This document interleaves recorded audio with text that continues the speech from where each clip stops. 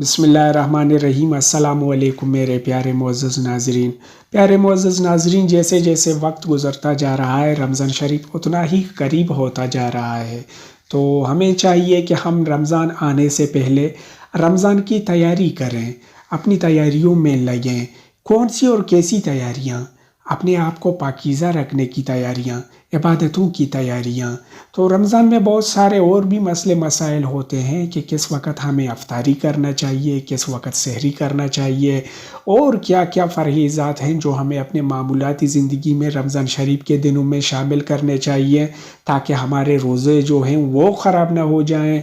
और जो रोज़े हमने रखे हैं ऐसा नहीं कि सिवाय भूख के हमें और कुछ भी नहीं मिल रहा। आज की वीडियो में ये सब डिटेल इंजीनियर मोहम्मद अली मिर्ज़ा साहब हमें बताने जा रहे हैं। और आज का वीडियो रमज़ान शरीफ के हवाले से बहुत ही इंटरेस्टिंग और बहुत ही मालूमाती होने वाला है।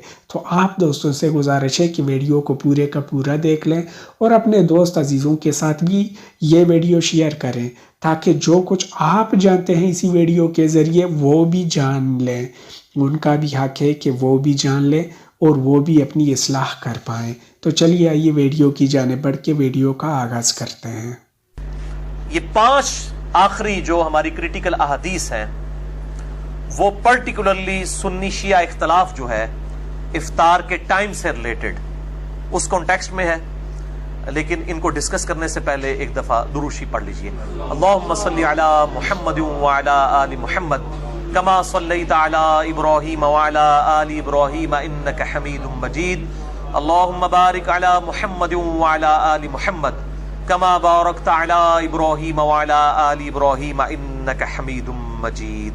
ये बहुत अटेंटिव होकर सुनने वाली गुफ्तगू है मेरे भाइयों।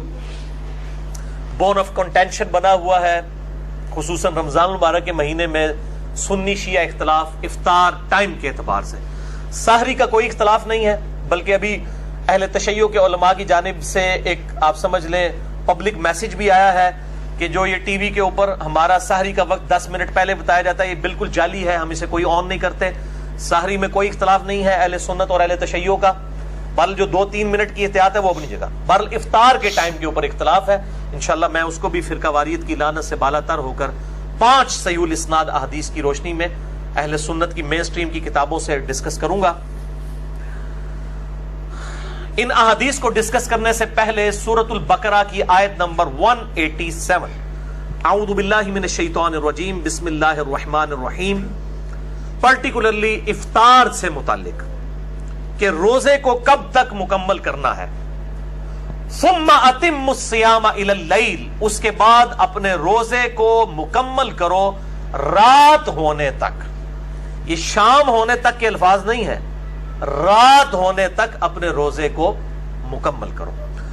अब रात की जो डेफिनेशन है इसके इख्तलाफ के हवाले से जो सुन्नी शिया इख्तलाफ है और खाम एक झगड़ा बना हुआ है, इसको आप समझ लीजिए। अरबी जुबान में अल-लैल, उर्दू में हम रात कहते हैं और इंग्लिश में नाइट।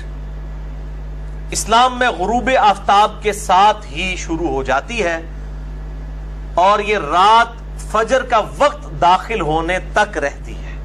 जब तक फजर का वक्त शुरू ना हो जाए ये पूरी की पूरी रात ही है, गुरूब आफ्ताब से लेकर फजर का वक्त दाखिल होने से पहले तक।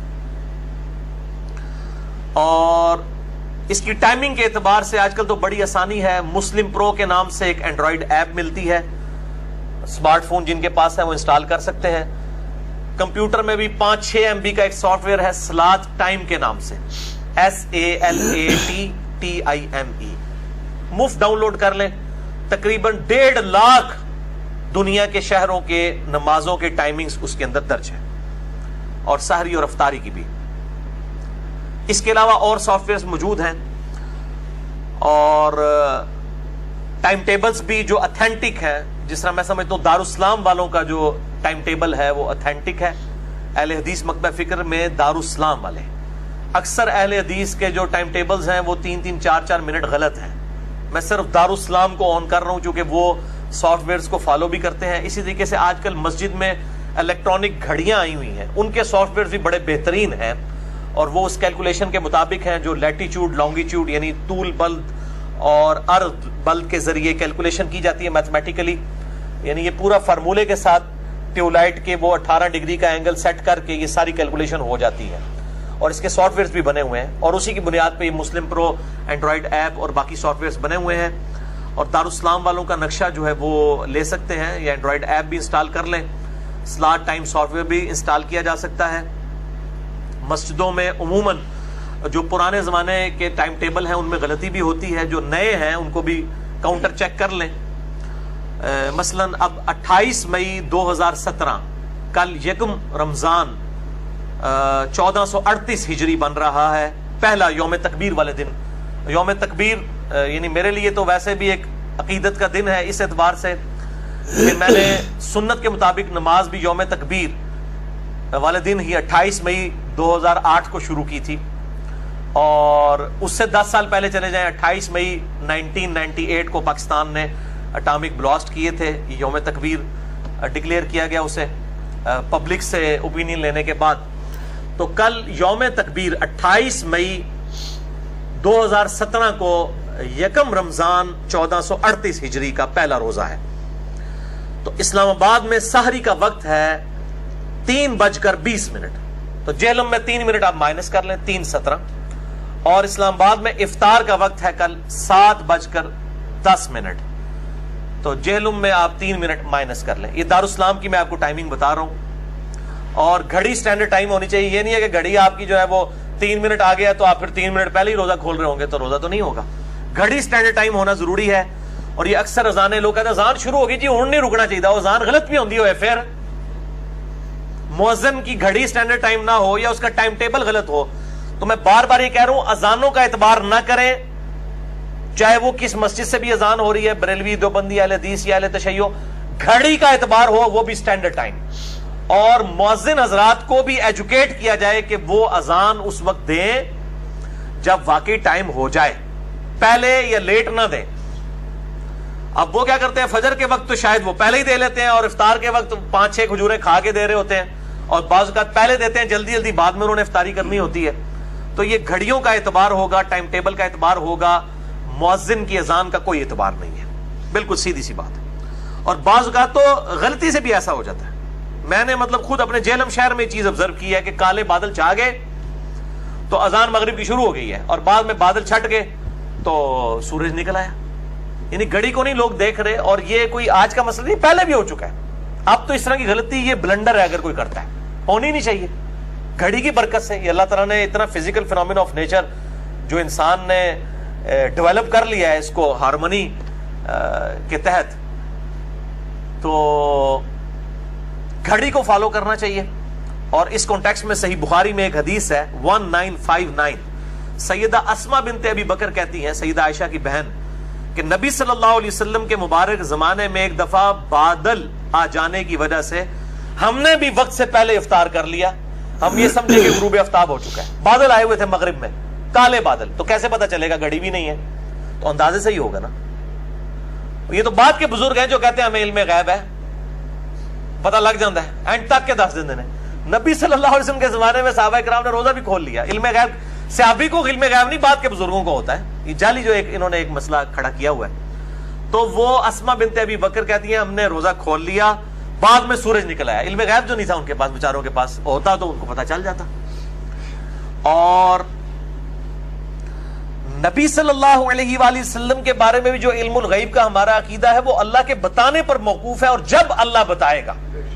ہر وقت ہر چیز کا معاملہ نہیں ہے. میرا مسئلہ علم غیب 6A اور 6B ریکارڈڈ موجود ہے.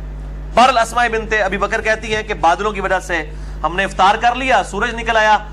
اور پھر وہ راوی پوچھتے ہیں سیدہ عائشہ کے جو یہ بھانجے ہیں سیدنا عروہ، عبداللہ ابن زبیر کے جو ہیں وہ بھائی عروہ ابن زبیر،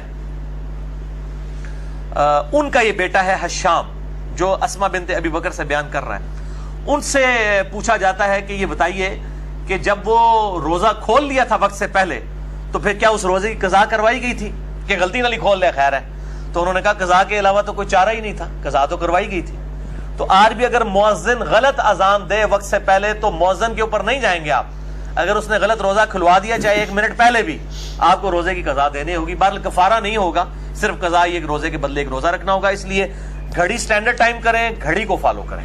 میرے پیارے عزیز دوستو، یہ تھا ہمارا آج کا ویڈیو. ہم امید کرتے ہیں کہ آپ لوگوں کو ہمارے ویڈیوز پسند آ رہے ہوں گے.